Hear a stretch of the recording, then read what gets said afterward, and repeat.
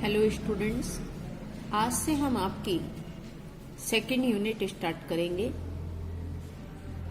DBMS के paper में जो आपकी सेकेंड यूनिट है उसका हेडिंग है डेटाबेस डिजाइन।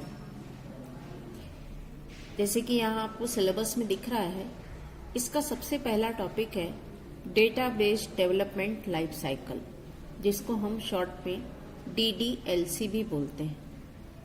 तो आज का टॉपिक है DDLC।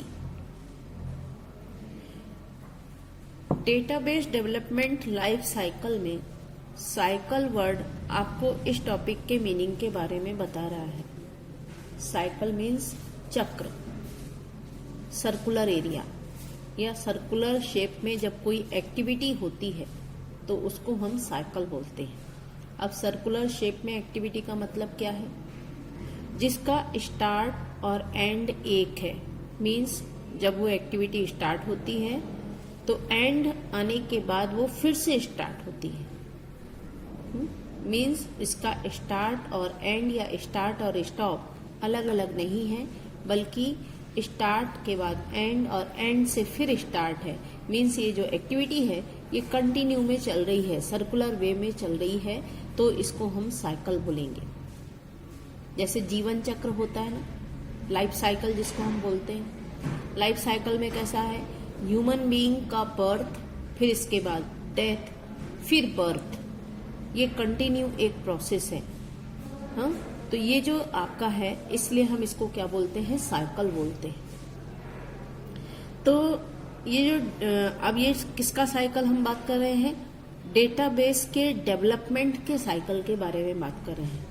मीन्स कोई भी ऑर्गेनाइजेशन जब डेटाबेस सिस्टम को फॉलो करती है या फिर अपनी ऑर्गेनाइजेशन को डेटाबेस सिस्टम में कन्वर्ट करती है, तो कन्वर्जन स्टार्टिंग जब होती है कन्वर्जन की, और उसका इम्प्लीमेंटेशन होता है, उसका यूटिलाइजेशन होता है, फिर उसका परफॉर्मेंस चेक होते रहती है, फिर उसमें अगर कुछ कमियां आ गई हैं तो फिर से डेटाबेस डेवलप होता है, फिर से उसका इम्प्लीमेंटेशन होता है, इवेल्युएशन होता है। तो ये जो प्रक्रिया है ये एक सतत प्रक्रिया है जो रुकती नहीं है, बल्कि ऑर्गेनाइजेशन के बढ़ने के साथ साथ उसके बिजनेस प्लान फ्यूचर में जो चलते रहते हैं उनके साथ साथ इसमें परिवर्तन आते रहते हैं और इसका यूटिलाइजेशन होता रहता है। तो ये अपने आप में एक कंटिन्यू प्रोसेस है, इसलिए यहाँ नाम दिया गया है डेवलपमेंट लाइफ साइकिल। यहाँ नोट्स में क्या लिखा है? डेटाबेस सिस्टम को डिजाइन करना, इम्प्लीमेंट करना तथा उसे मेंटेन करना, यह पूरी प्रक्रिया DDLC कहलाती है। जैसा कि नीचे दिए गए चित्र में प्रदर्शित किया गया है कि DDLC में निम्नलिखित 6 स्टेजेस होती है। कितनी स्टेजेस हैं इसकी? 6। यहाँ देखिए 1 2 3 4 5 6। कहाँ से कहाँ तक? हेडिंग्स क्या है इनकी? प्रीलिमिनरी प्लानिंग से लेकर डेटाबेस इवेल्युएशन एंड मेंटेनेंस तक। प्रीलिमिनरी प्लानिंग, प्रारंभिक योजना से लेकर इवेल्युएशन एंड मेंटेनेंस तक। यदि हम इसे साइकिल के रूप में शो करें तो ये डायग्राम आपका ऐसा बनेगा। यहाँ दिख रहा है आपको, ये जो है ये पहला पॉइंट है प्रीलिमिनरी प्लानिंग। फिर हम यहाँ से चले फिजिबिलिटी स्टडी, तीसरा है रिक्वायरमेंट डेफिनेशन, चौथा है कंसेप्चुअल डिजाइन, पांचवा है इम्प्लीमेंटेशन और छठा है database evaluation and maintenance. Database का यहाँ देखिए, स्टार्टिंग से समझने की कोशिश करिए।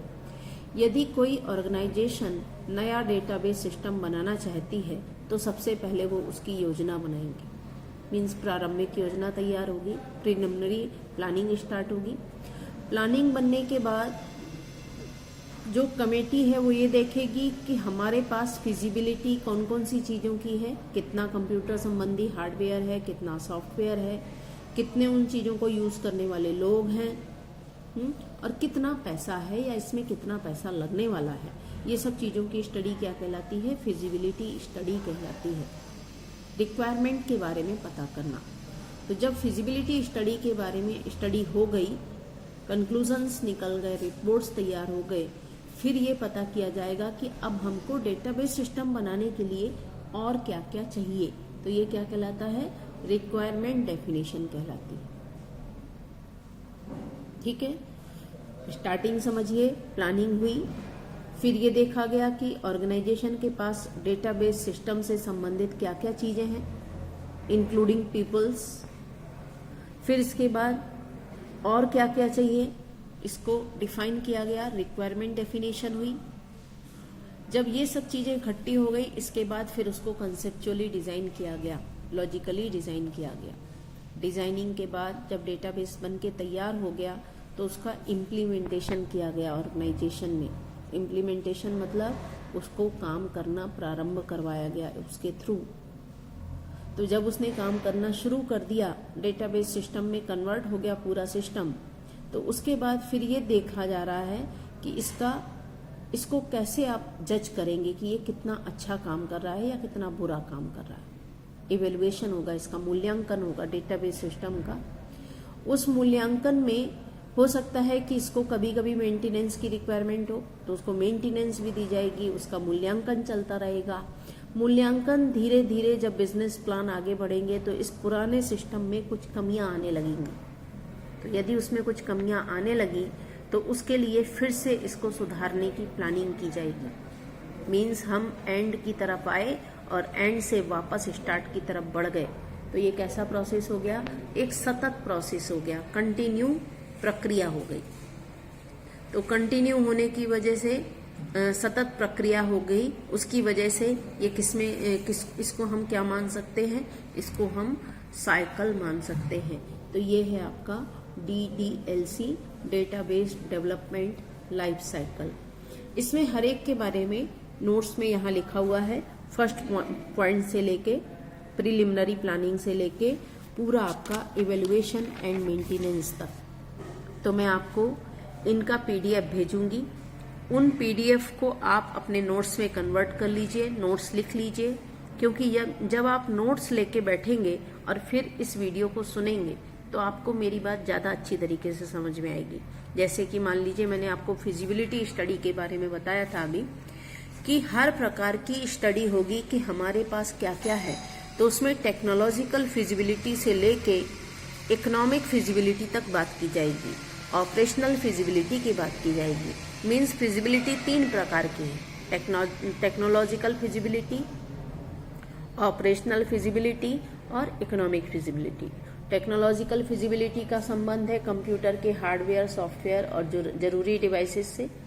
ऑपरेशनल फिजिबिलिटी का मतलब है उससे संबंधित लोग वो उसको यूज कर सकते हैं या नहीं।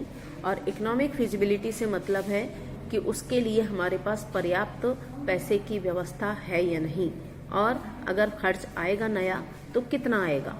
ठीक है, तो ये सब चीजें DDLC या डेटाबेस डेवलपमेंट लाइफ साइकिल के अंतर्गत आती है। तो ये आपका टॉपिक यहाँ कंप्लीट होता है, DDLC। इसके बाद फिर जो अगला टॉपिक है वो आएगा principles of conceptual database design. तो सबसे पहले मैं आपको नोट्स भेजती हूँ, वो लिख लीजिए और फिर हम अगले वीडियो के द्वारा कल बात करेंगे।